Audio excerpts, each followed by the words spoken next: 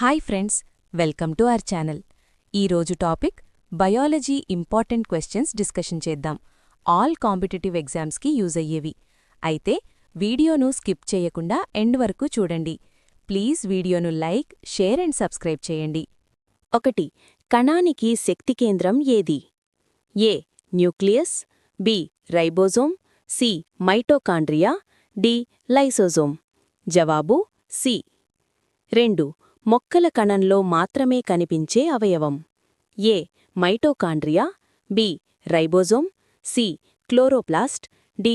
Golgi body. జవాబు C. 3. కణగోడ ప్రధానంగా తయారైన పదార్థం. A. Protein, B. Cellulose, C. Lipid, D. Glycogen. జవాబు బి. 4. రక్తాన్ని శుద్ధి చేసే అవయవం. ఏ. ఊపిరితిత్తులు, బి. కాలేయం, సి.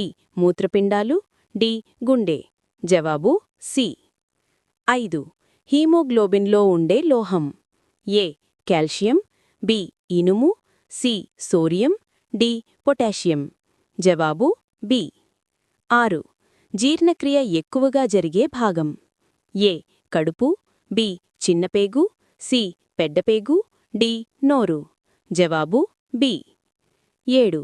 ప్రకాశ సంశ్లేషణ ఫోటోసింథసిస్ జరిగే అవయవం. ఏ. Root, B. కాండం, సి. ఆకు, డి.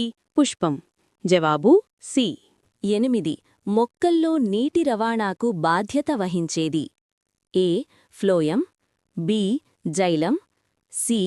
Cambium, D. ఎపిడర్మిస్. జవాబు బి. జైలం. 9.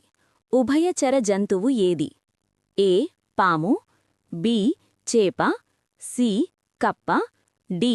పక్షి. జవాబు సి. కప్ప. 10.